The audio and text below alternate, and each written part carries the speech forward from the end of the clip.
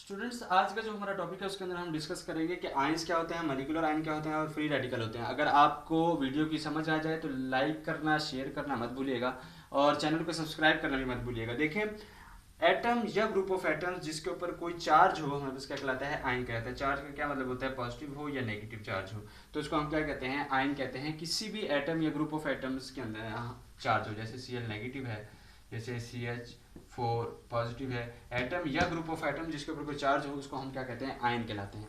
अगर positive ion होगा तो उसको हम क्या कहेंगे, केटाइन कहेंगे। अगर नेगेटिव आयन होगा तो उसको हम क्या कहेंगे, एनाइन कहेंगे।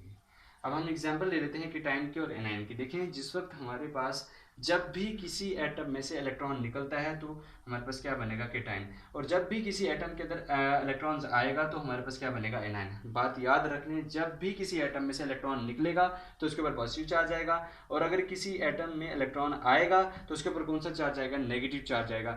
जितने इलेक्ट्रॉन निकलेंगे उतना ही पॉजिटिव चार्ज। फर्ज करें एक इलेक्ट्रॉन निकला तो +1, दो निकला है तो +2, अगर एक इलेक्ट्रॉन आया है तो -1, दो इलेक्ट्रॉन आए हैं तो -2। यही बात आप लोगों ने पक्की याद रखनी है कि केटाइन के ऊपर पॉजिटिव चार्ज होता है। जब भी इलेक्ट्रॉन निकलता है तो केटाइन बनता है, जब भी इलेक्ट्रॉन क्या आता है, दाखिल होता है तो वो हमारे पास एनाइन बनता है। और जब इलेक्ट्रॉन आता है तो -1 चार्ज, अगर एक इलेक्ट्रॉन आएगा, दो आएगा तो -2, ऐसे ही अगर तीन इलेक्ट्रॉन आएंगे तो -3। तो हमारे पास जितने इलेक्ट्रॉन्स आते हैं उतने ही माइनस चार्ज, जितने इलेक्ट्रॉन निकलते हैं उतने ही हमारे पास क्या बनते हैं, पॉजिटिव चार्ज। अब हम बात कर लेते हैं सोडियम की। सोडियम के आखिरी शेल में 11 इलेक्ट्रॉन्स होते हैं। जितने इलेक्ट्रॉन्स होते हैं उतने ही क्या होते हैं, प्रोटॉन्स होते हैं।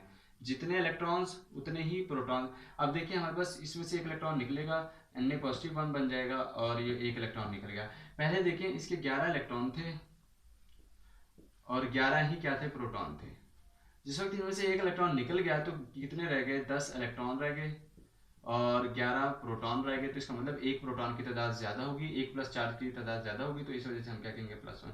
अगर फर्ज कर रहे हैं कोई एटम है जिसमें से दो, हम कैल्शियम की बात कर लेते हैं, कैल्शियम के दो इलेक्ट्रॉन निकले, Na+2 और Ca+2 और ये 2 इलेक्ट्रॉन। तो अब क्या होगा कि हम क्या कहेंगे, इसका एक कितने निकले, दो इलेक्ट्रॉन निकले, तो इसके ऊपर कितने चार्ज आएंगे, दो चार्ज आएगा। मतलब दो इलेक्ट्रॉन निकलने की वजह से दो चार्ज। हमने क्या कहा कि अगर एक इलेक्ट्रॉन निकलेगा तो कितना, एक चार्ज आएगा +1, अगर दो निकलेंगे तो कितना आएगा, +2 चार्ज आएगा। ये बात याद रखनी है। उसके बाद हम बात कर लेते हैं कि हमारे पास एनाइन, क्लोरीन की बात करते हैं। क्लोरीन के टोटल 17 इलेक्ट्रॉन होते हैं। इसने एक इलेक्ट्रॉन लिया तो इसके ऊपर -1 चार्ज आ गया। तो पहले 17 इलेक्ट्रॉन थे, 17 ही प्रोटॉन थे। अब क्या हुआ, एक इलेक्ट्रॉन क्या हुआ, इजाफी आ गए, तो 18 इलेक्ट्रॉन हो गए और 17 प्रोटॉन हो गए। तो मतलब हमारे पास 17 प्रोटॉन हो गए।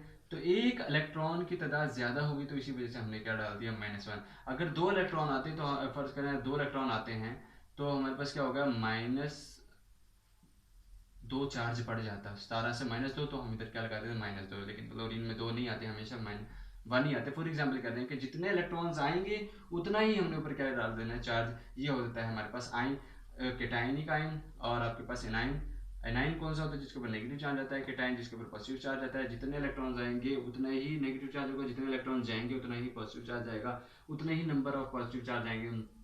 +1 है तो मतलब एक इलेक्ट्रॉन निकला है, प्लस -1 है तो इसका मतलब एक इलेक्ट्रॉन इसके अंदर क्या हुआ, दाखिल हुआ है। ये था हमारे पास आयन का कंसेप्ट। और देखें, एक होता है मॉलिक्यूलर आयन। अगर आपके पास कोई मॉलिक्यूल है, फर्स्ट कर लेते हैं CH4, इसमें से अगर इलेक्ट्रॉन निकले या दाखिल हो मॉलिक्यूल के अंदर से तो उसको हम क्या कहेंगे, मॉलिक्यूलर आयन कहेंगे। और मॉलिक्यूलर आयन मतलब किसी भी मॉलिक्यूल के ऊपर अगर कोई चार्ज हो या ग्रुप ऑफ एटम्स के ऊपर कोई चार्ज हो, फर्स्ट करें इसमें एक इलेक्ट्रॉन निकला तो इसने क्या बनाया, CH4 पॉजिटिव बना दिया और इसमें से एक इलेक्ट्रॉन निकल गया। तो मतलब ग्रुप ऑफ एटम्स के ऊपर चार्ज हो, इसको हम रेडिकल भी कहते हैं। ये बात याद रखनी है कि मॉलिक्यूलर आयन को हम रेडिकल भी कहते हैं। तो ज्यादातर हमारे पास जो तादाद होती है वो केटाइनिक मॉलिक्यूलर आयन की तादाद होती है। तो अगर मॉलिक्यूल के ऊपर पॉजिटिव चार्ज होगा तो वो केटाइनिक मॉलिक्यूलर आयन होगा, अगर नेगेटिव चार्ज होगा तो वो क्या होगा, एनाइनिक मॉलिक्यूलर आयन होगा। ज्यादातर हमारे पास जो तादाद है वो किनकी है, केटाइनिक मॉलिक्यूलर आयन की। ये बनते क्यों हैं, जब हम गैसेस को किसके अंदर डालते हैं, गैसेस को हम डालेंगे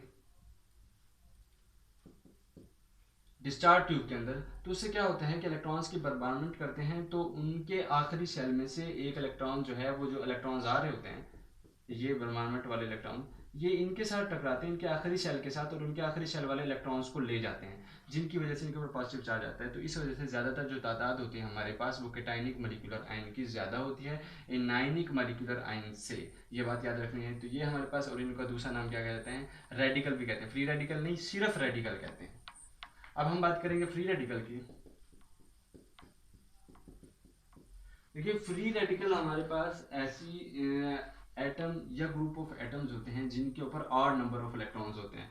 मैंने क्या बताया, ऑड नंबर ऑफ इलेक्ट्रॉन्स। ये कैसे आते हैं कि अगर किसी दो एटम्स ने बॉन्ड बनाया हुआ है, देखिए उन्होंने शेयर की थी, जितने इसने इलेक्ट्रॉन शेयर किए उतने ही इसने इलेक्ट्रॉन, तो हमने क्या किया, बॉन्ड बनाने के बाद उनको डिवाइड कर दिया, तो इसके ऊपर एक इलेक्ट्रॉन आ जाएगा और इसके ऊपर भी एक इलेक्ट्रॉन आ जाएगा, तो ऑड नंबर ऑफ इलेक्ट्रॉन्स आएंगे, इन्हीं को हम क्या कहेंगे, फ्री रेडिकल। ये हमेशा कोवलेंट बॉन्ड वालों की बात करते हैं, जिनके अंदर कोवलेंट बॉन्ड होता है, वो जितने की शेयरिंग करते हैं, हमने उनको क्या किया, डिवाइड कर दिया, मतलब इनकी इसके इलेक्ट्रॉन इसको दे दिए। पहले भी देखें, पहले क्लोरीन ही था, ये क्लोरीन था, हम इसके ऊपर फ्री रेडिकल नहीं डालते थे क्योंकि इसने बॉन्ड नहीं बनाया था। जब बॉन्ड बना लिया फिर हमने इनके इलेक्ट्रॉन्स को डिवाइड किया, तो फिर हम इसको क्या कहेंगे, फ्री रेडिकल।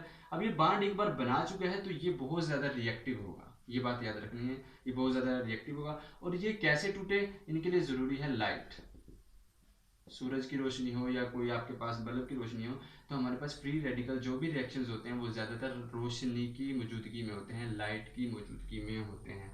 हम कुछ भी कर लेते हैं एग्जांपल्स के अंदर फ्री रेडिकल्स की, जैसे CH3 था, CH4,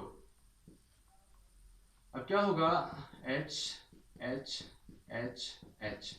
अब ये एक हाइड्रोजन जो है ये क्या करता है, अपने इलेक्ट्रॉन्स, अपने इलेक्ट्रॉन्स खुद ले जाता है और उसको दे जाता है।